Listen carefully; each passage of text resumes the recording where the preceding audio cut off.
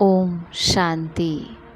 आज ऊंचे थे ऊंचे शिव बाबा ने हम बच्चों को कहा, बच्चे देह अभिमान आसुरी कैरेक्टर है, उसे बदल दैवी कैरेक्टर्स धारण करो तो रावण की जेल से छूट जाएंगे। फिर बाबा कहते, हर एक अपने पापों की सज़ा एक तो गर्भ जेल में भोगते हैं, दूसरा रावण की जेल में अनेक प्रकार के दुख उठाते हैं। बाबा आया है तुम बच्चों को इन जेलों से छुड़ाने, इनसे बचने के लिए सिविलाइज्ड बनो। बाबा कहते, रावण की जेल अर्थात क्या? जब आत्मा अपने तमो प्रधान मन से सोचती है, समझती है और तमो प्रधान मन के आधार पर अपने को देखती है या उन संकल्पों को अपना करके चलती है, तो आत्मा वहीं से दुख उठाना शुरू कर देती है। और जब उनसे अपनी पहचान बना के चलती है तो रावण की जेल यानी दुखों को महसूस करती है। फिर बाबा ने बताया आगे, कभी भी बच्चे सुनी सुनाई बातों पर विश्वास करके अपनी स्थिति खराब नहीं करो। अंदर में सफाई रखो।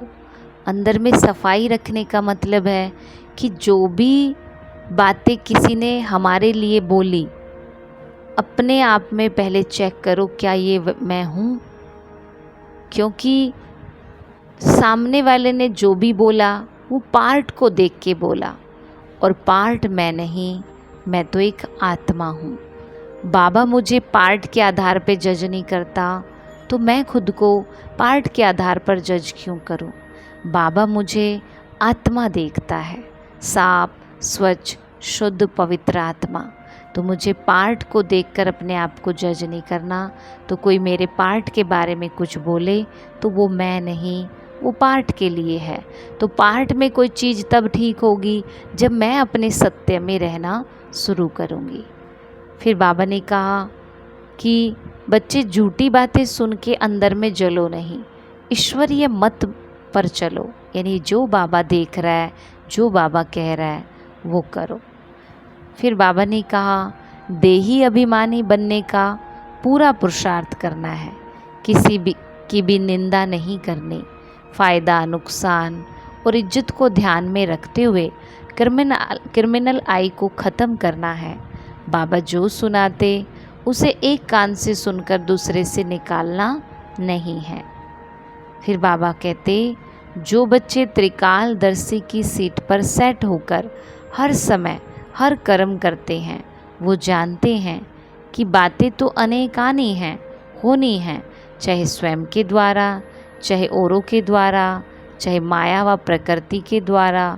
सब प्रकार से परिस्थितियाँ तो आएंगी, आनी ही है, लेकिन स्वस्थिति शक्तिशाली है तो परिस्थिति उसके आगे कुछ भी नहीं। सिर्फ हर कर्म करने के पहले उसके आदि, मध्य और अंत तीनों कालों को चेक करके, समझ करके फिर कुछ भी करो तो शक्तिशाली बन परिस्थितियों को पार कर लेंगे।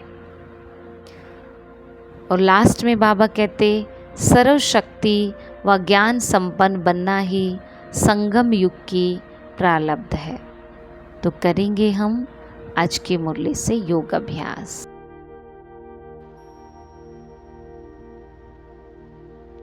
स्वयं को अपने सत्य स्वरूप में स्वस्थिति में स्थित करें।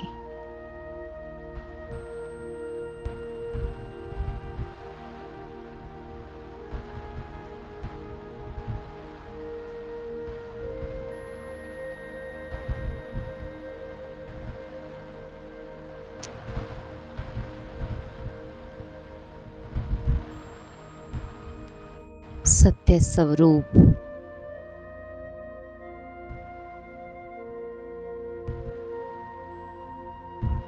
जो मन के हर संकल्प से परे है।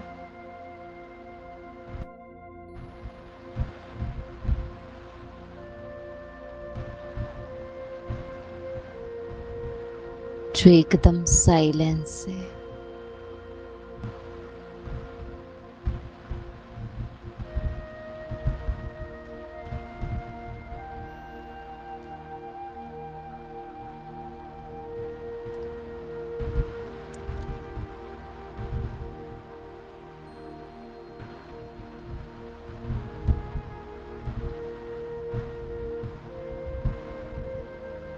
अपने सत्य में रहकर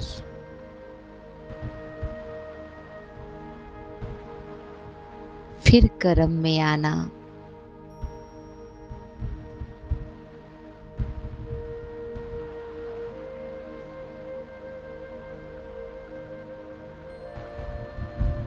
तो फिर सब प्रकार की असत्यता, देभान की असत्यता,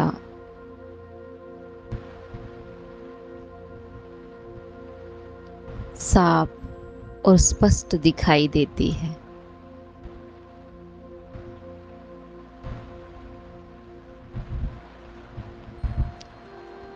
स्वस्थिति में रहने से परिस्थिति स्पष्ट दिखाई देती है।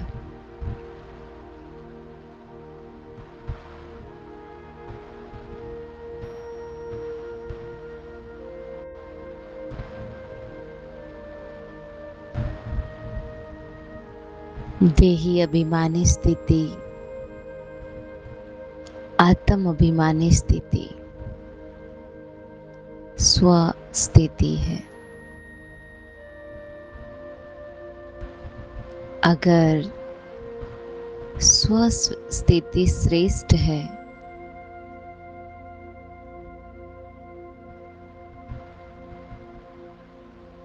तो परिस्थिति पर सहज विजय पाई जा सकती है।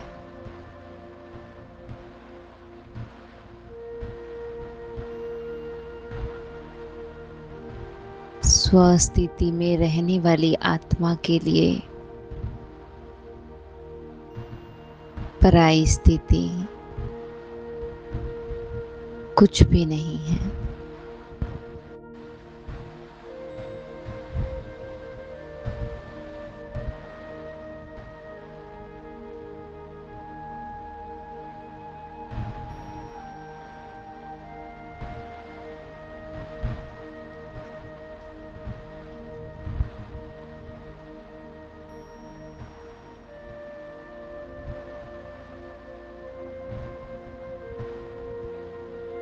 जब मैं आत्मा अपने स्वरूप में रहती हूँ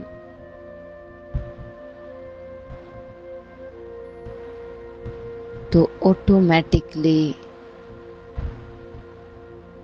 जो ज्ञान के सब्जेक्ट हैं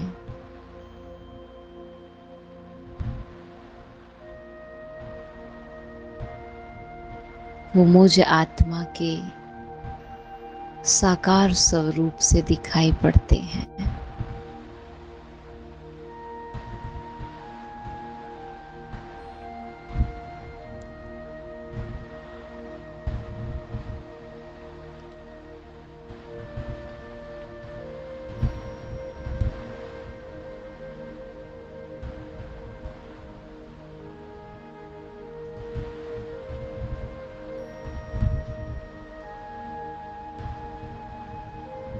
चलन में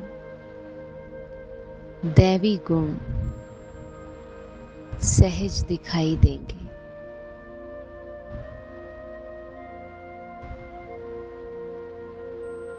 सर्व के प्रति भावना ऑटोमेटिकली शुद्ध होगी।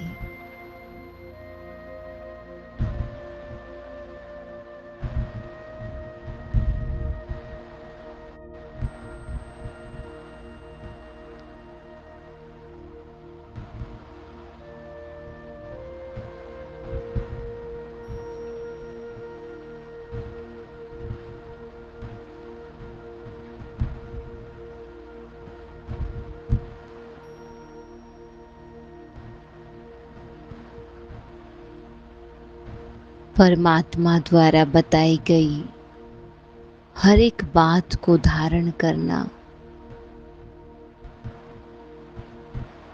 सहज हो जाएगा।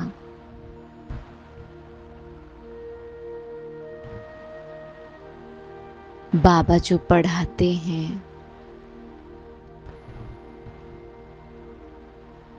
वो पढ़ाई है ही मुझे आत्मा के लिए।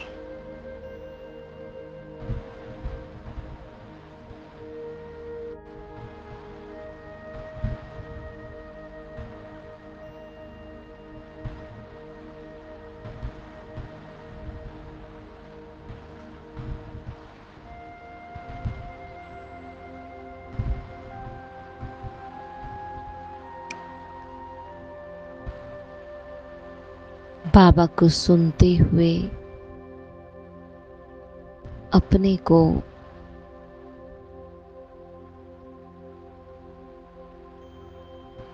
अपने उसी स्वरूप में देखें जो मैं हूं।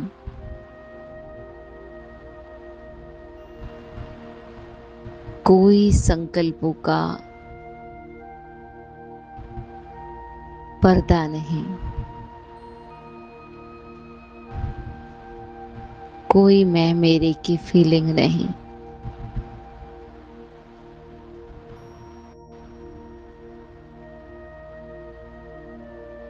सबसे परे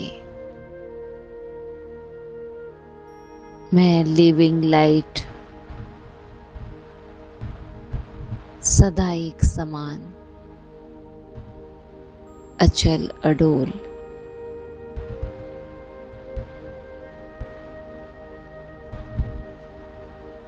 उस सत्य बाप के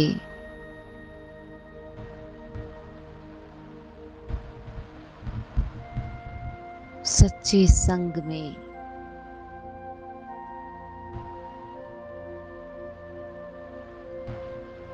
उनके सानिध्य में बस मैं और वो।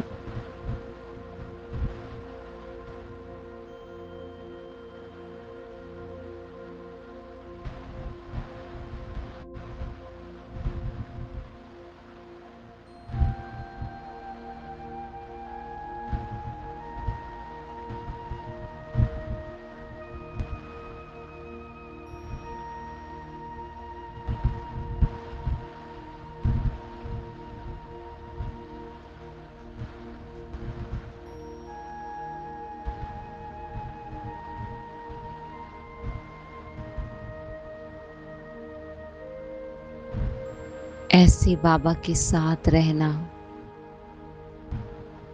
उसके संग में रहना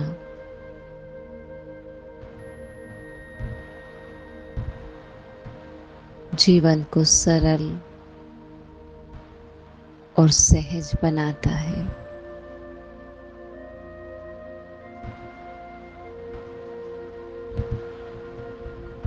मन बुद्धि का टेंशन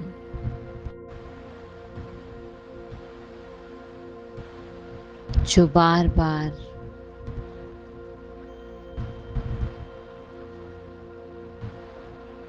मानव मन में चला जाता है, उसको खुद पर और बाबा पर लाना है।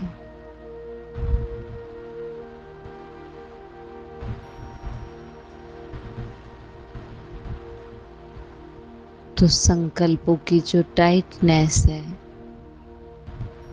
वो खुद ब खुद ढीली हो जाएगी।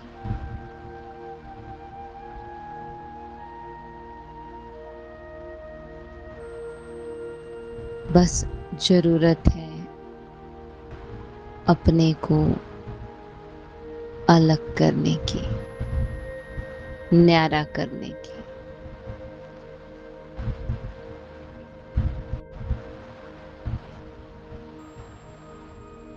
अपने को देखने की, बाबा को देखने की।